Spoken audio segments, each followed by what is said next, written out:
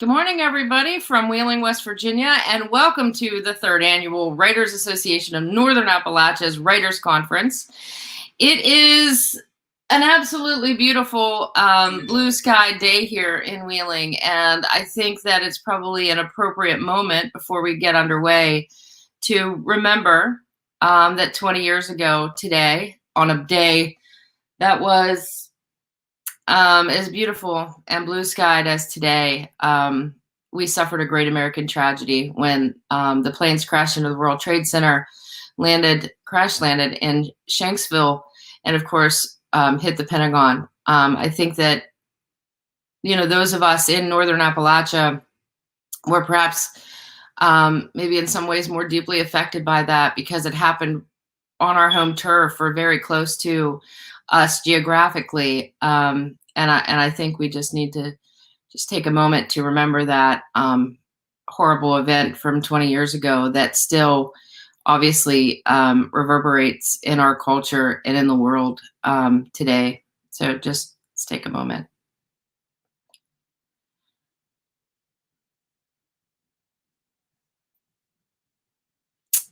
Okay, so better things are ahead of us today. I know that we all wanted to be together here in Wheeling, and I think all told there's maybe 5 of us that are here in Wheeling today because we actually live here. But we are together because of technology anyway. And so today we have our first keynote, and then after that we have our sessions all day, and then we'll end this evening with a keynote with Sarah Lane Smith. Before I introduce Marc Harshman, who will introduce our keynote speaker, Richard Hague, I'd like to introduce our conference chair for this year's conference, Damian Drusick. Thank you, Christina, and good morning to you. Yeah, how are you, Damian? I'm doing well. You're right. It is a gorgeous day in Northern Appalachia. Actually, it's so sunny I had to move the angle because I was blinded. Wow, blinded by the light. Yes. Yeah. So first, let me say thank you for kicking off the conference. Thanks to everybody who is tuning in right now. I could not be more excited to see. We've got 2 terrific keynote speakers. We've got a really broad array of outstanding programming dealing with all sorts of issues writers face, both in terms of craft, in terms of the actual business of writing, in terms of the psychology of being a writer. I am really, really pleased about the lineup of presenters that are going to be giving us some stuff today. I could not be happier about that. That's kind of what I've got to say. Just all gratitude and yes, I mean, obviously we'd really love to be all together, but sometimes I think it's important just to realize we did as a species create the kind of technology that will allow us to continue developing fellowship. And we can, sometimes it's not maybe our first impulse to celebrate that, but at the same time, it's something that I think we should probably give at least a little bit of consideration to, that we can be together and be grateful for it.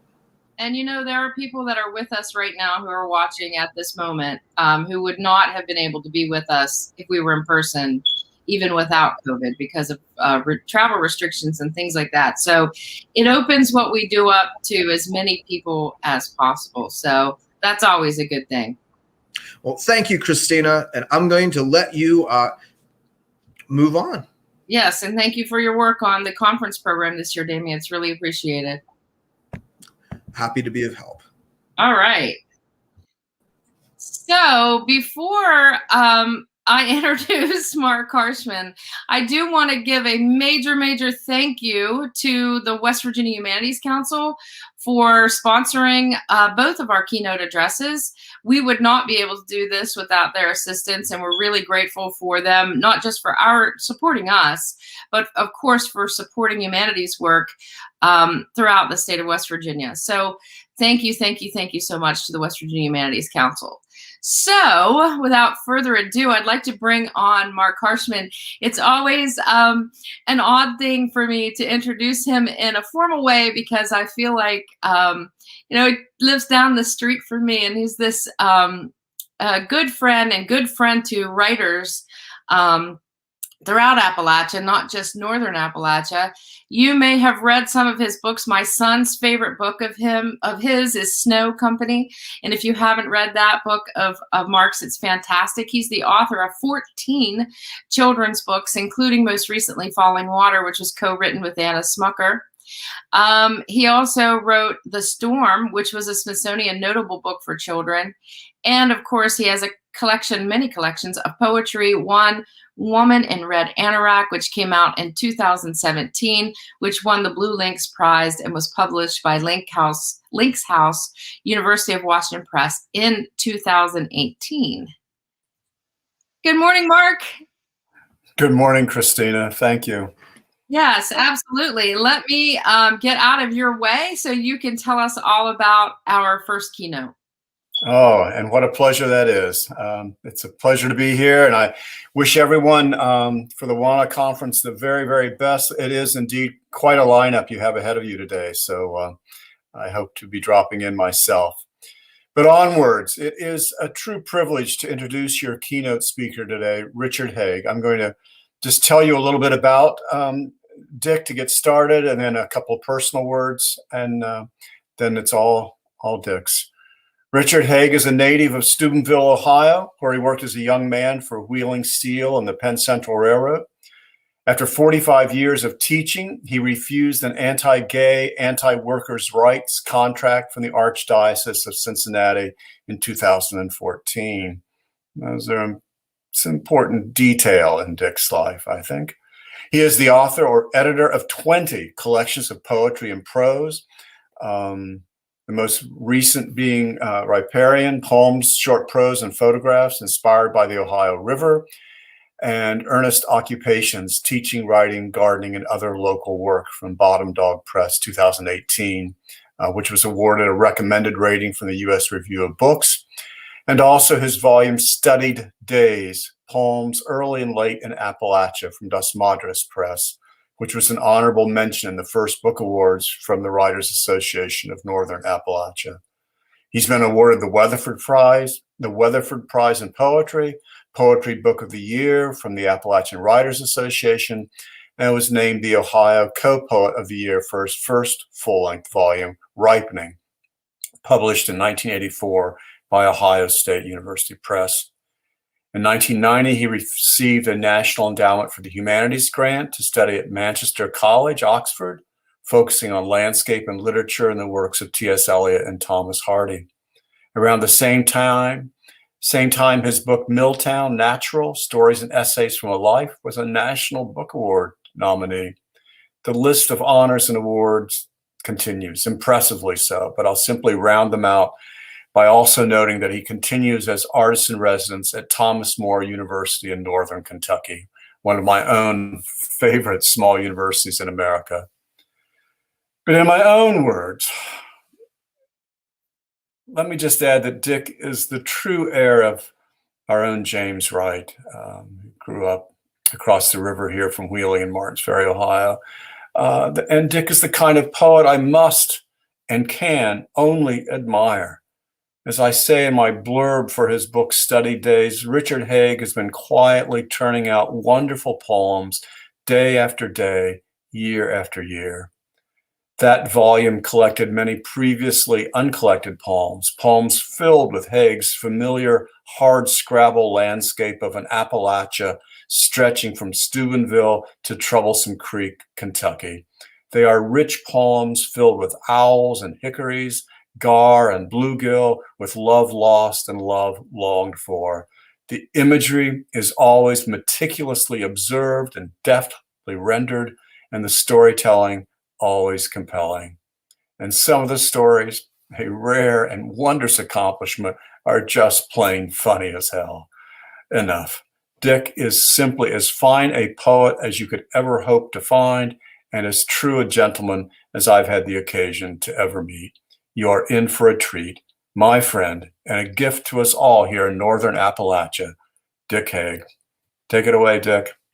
Oh, thank you so much, Marc. I'm honored by your words, and I'm really grateful to Damien and to Christina and to all who planned today's conference. I'm very, very, very happy that there is such a thing as WANA now. I've often longed for such an organization closer to home for me. So I'm going to read some poems and some prose connected to one another. The title of this talk is Fertile Verges and the Learning Curve, the Education of the Northern Appalachian. I've come to believe, after more than a half-century's deliberate engagement with Appalachian culture, that one is not necessarily born fully Appalachian, like some sort of Athena from the forehead of a hillbilly Zeus. I concede that being native to Hazard or Jackson or Bluefield or Romney or Grundy or Boone or Pittsburgh is in itself pretty definitive.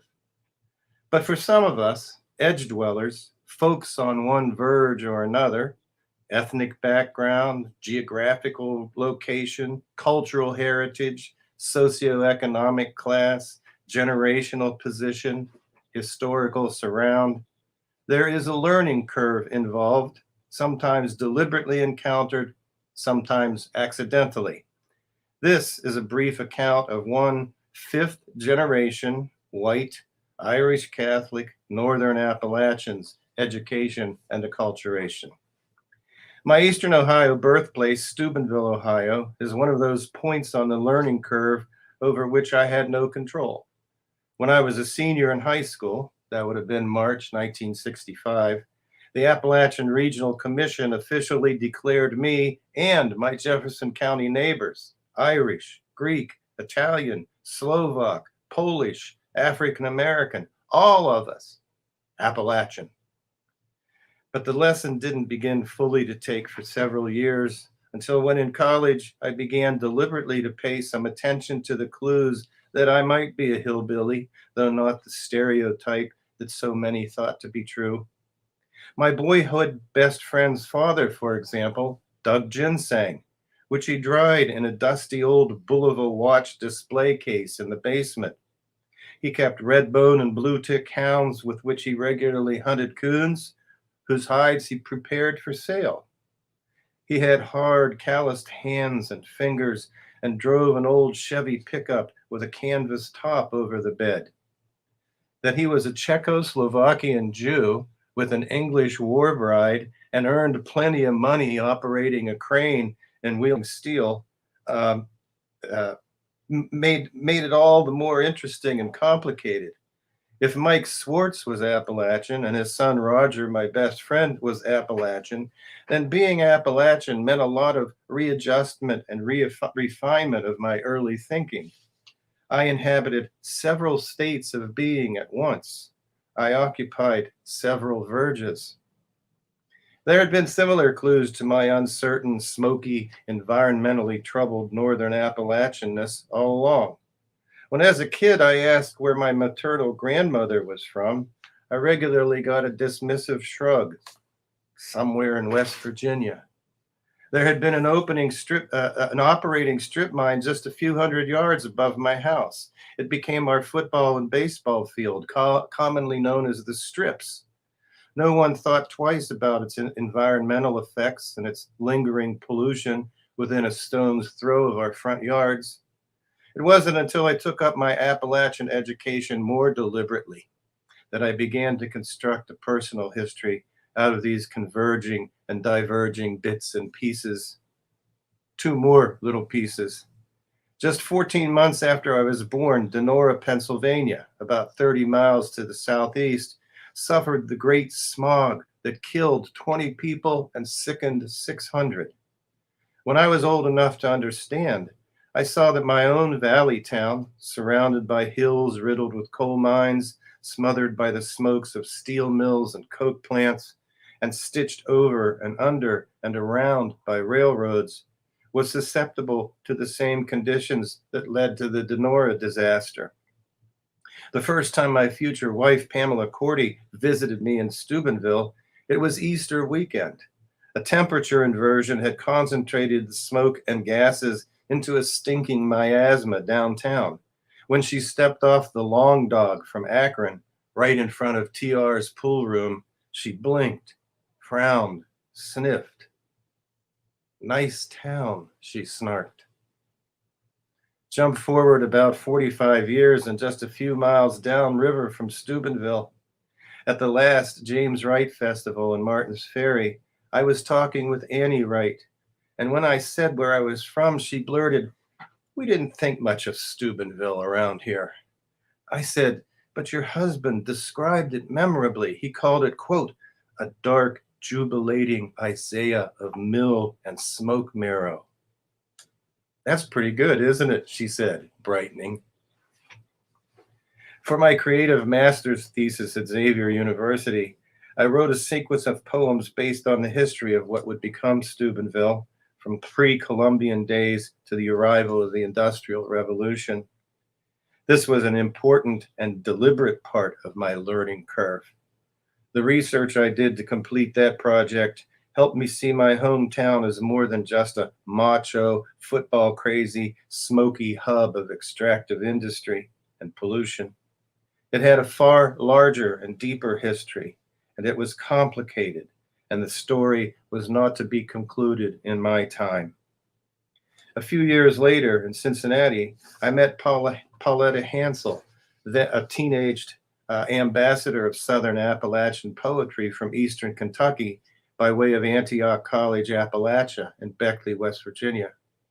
She was visiting the Southern Heritage Room, later to be known as the Harriet Tubman Mother Jones Folk School. Our writing relationship has continued since then for more than 40 years, and our careers have followed similar paths. She has been an anchor for me and for all those she has worked with, and one of the most ongoing figures in my acculturation. It was my college roommate, Michael Henson, who had founded that Southern Heritage Room in the over the Rhine district of Cincinnati, then one of the most populous urban Appalachian enclaves outside the region. And it was Michael, who had taken up an activist life in college, who told me about the Appalachian Writers Workshop in Hindman, Kentucky. In late July of 1978, I attended. There, in a delighted blur of disbelief and astonishment, I shared classrooms and noisy porches with the men and women who fueled the Appalachian literary renaissance.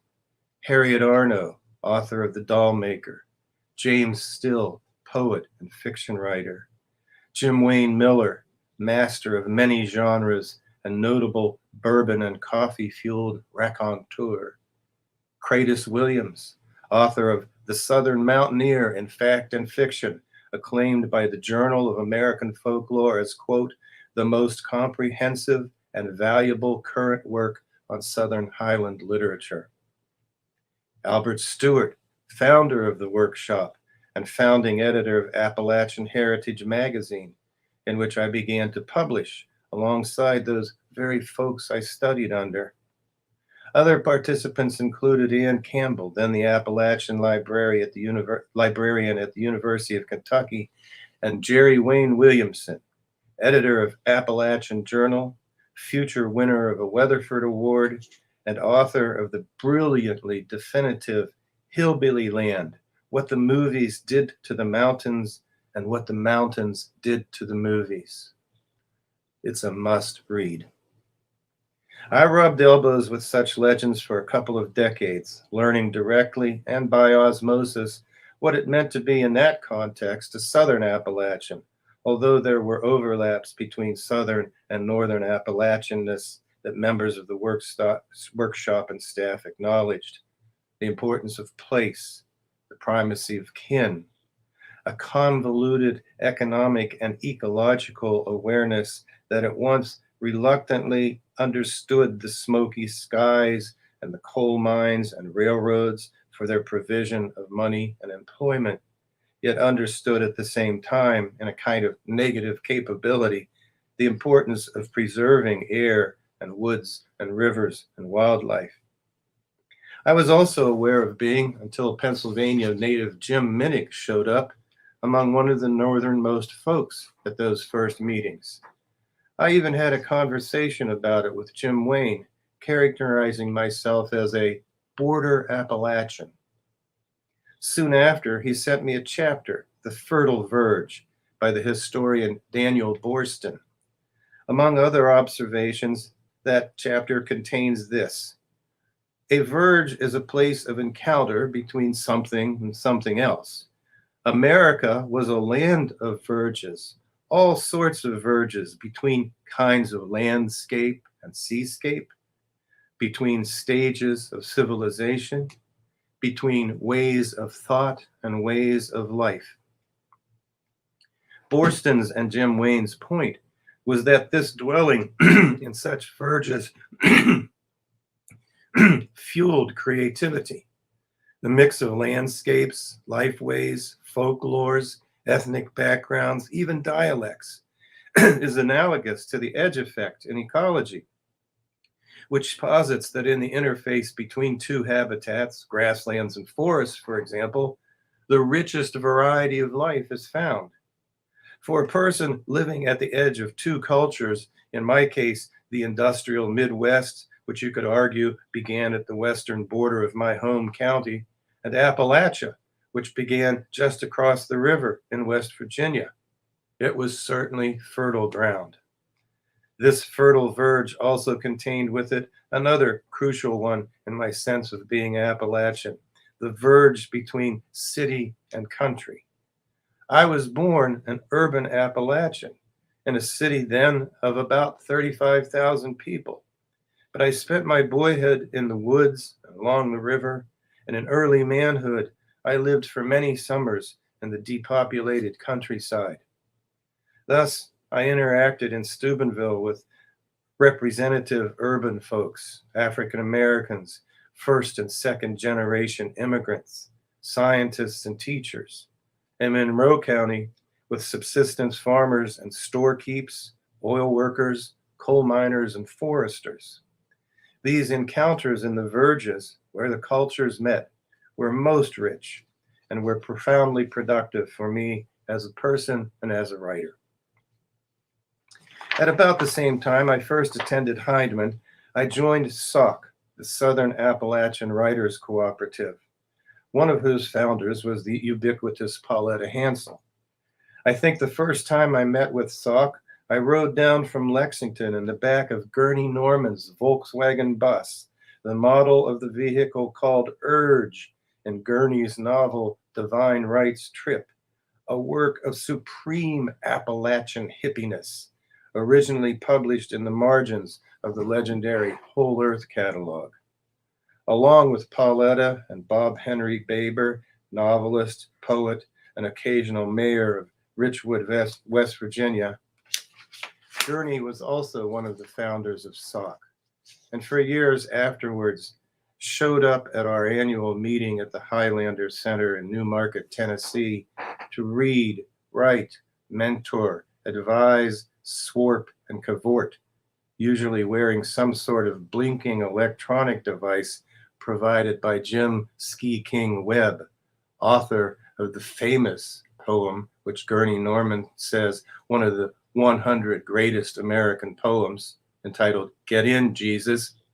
And Jim was also master of ceremonies and lord of misrule at our meetings. Those SAWC gatherings, along with the workshops in Heinemann, continue to nourish a core of writers who meet each year to read, be read to, critique and appreciate, conspire and socialize. We publish a journal of contemporary Appalachian writing, Pine Mountain Sand and Gravel, named after Jim Webb's property atop Pine Mountain, where the old quarry is located. Then I began to attend and present at the annual Appalachian Studies Conference. In every case, I have learned more and more about what it is to be Appalachian. I have also seen major shifts in attitudes and beliefs about Appalachians and Appalachian studies, and have enjoyed sometimes contentious lessons, among them the explosion of controversy over James Dickey's novel and the subsequent film Deliverance. Then later, an article by Bobby Ann Mason in The New Yorker, sharply critiquing the Kentucky cycle, Robert Schenken's 1992 Pulitzer Prize winning cycle of plays, including testimony against it by Gurney Norman, and much more recently, the dissing of hillbilly elegy author J.D. Vance at the Appalachian Studies Conference in Cincinnati, where Vance incidentally now resides just across the street from a friend of mine, Egad. I list these people and institutions not to name drop, but to show what great fortune in teachers and advisors and critics and occasional objects of derision I have enjoyed along the lengthy and still continuing way of my Appalachian education. I trust that the Writers Association of Northern Appalachia will be the same kind of centrifugal force in bringing together the writers of this until now underrepresented part of the region as Sauk has been for our southern neighbors. So much for the prosaic. Please allow me now to share a few poems from some verges: history and memory, city and country, past and present.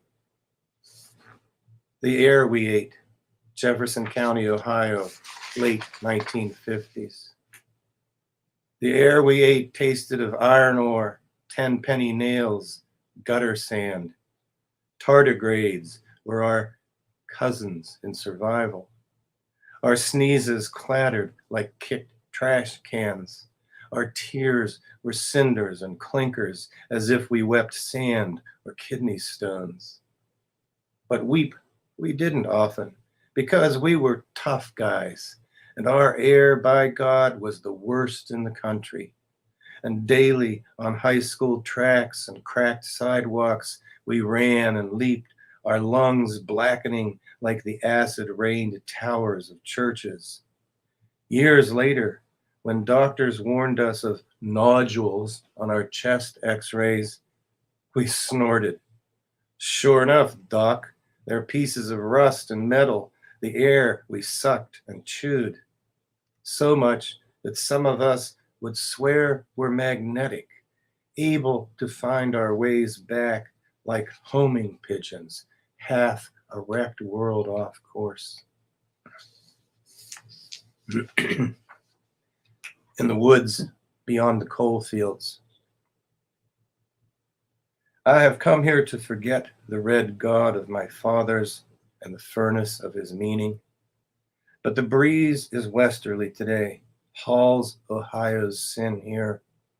Far across these 7 ranges floats smoke and coal spill, which to this summer's common wounds upon the hillside, field, and pond apply no healing poultice. The large, warm woman of the air who once nursed blighted fox and split-branched tree, who once spilled health like splashed weeds up and down these hollows, hobbles now, hammered in the darkness of old mines. I will not find her here, but I cannot go away.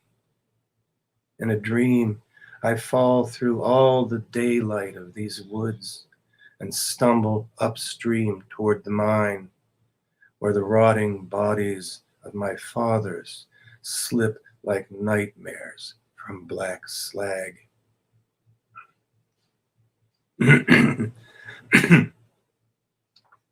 He pauses, listening, while crossing Clear Fork.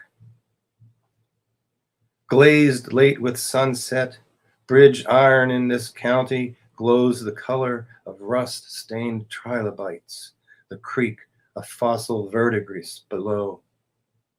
Now, car slows across the clattered planks.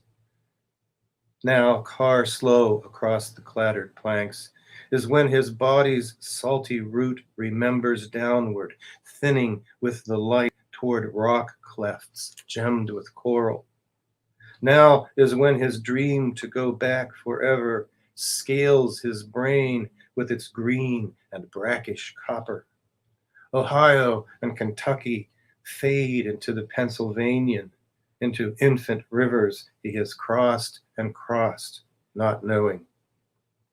And what he hears, the engine stopped, the world transparent, time reversing sourceward in this moment's spell, is not the lilt of riffle, but a more distant, fainter calling, backing up the tide lands and the Piedmont toward the Appalachians, then spilling up again and over into all these local hollows as intricate as ferns preserved in anthracite and shale.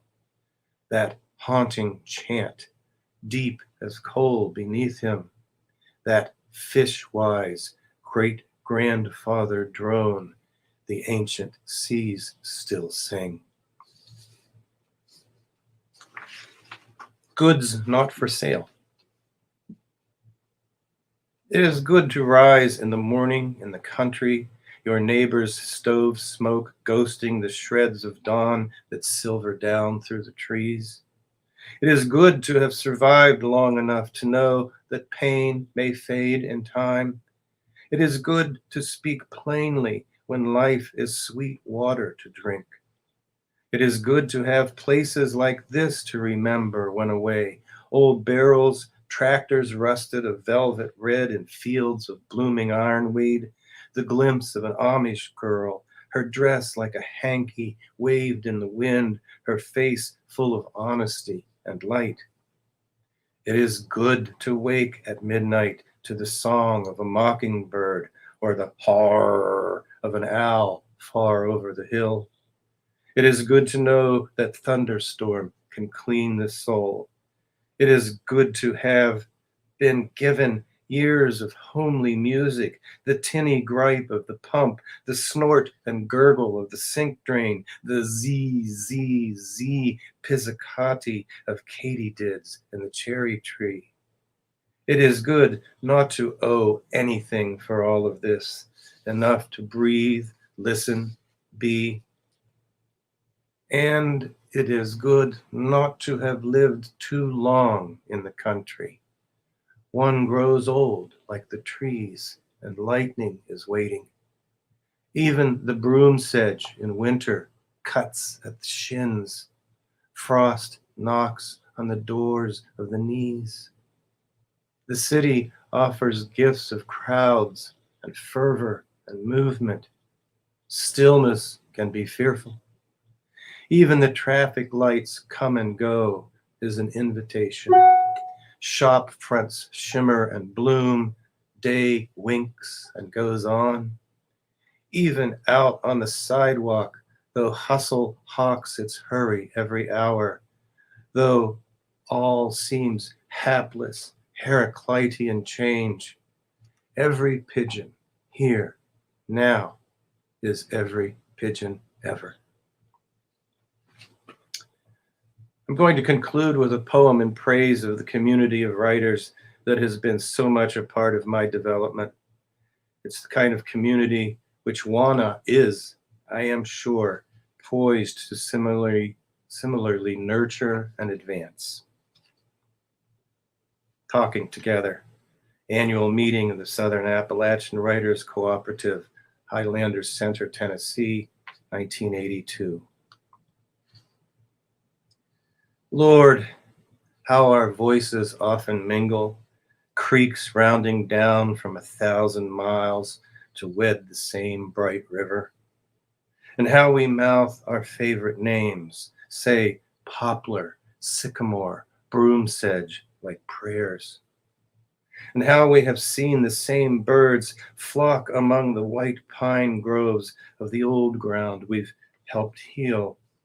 And how we seem to have heard the same stories, seen the same men on street corners of small towns so barren they have no football team. And how we have loved women who look and speak like sisters.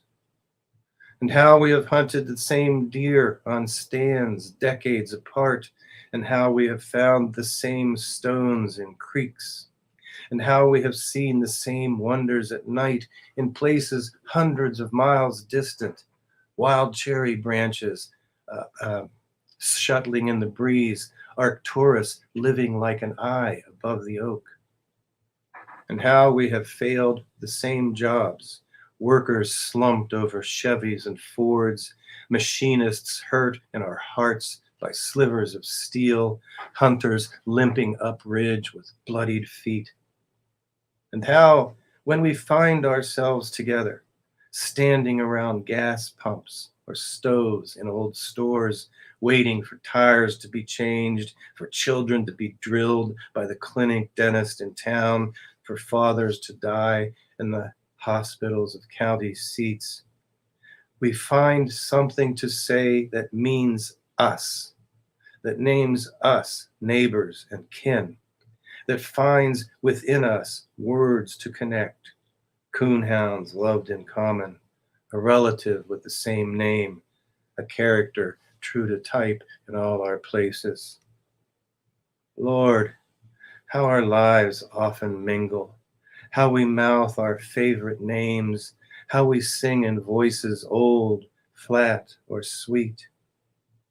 How we know one another, how we love even what we hate, for how it brings us together. Thank you. May we all have a great conference.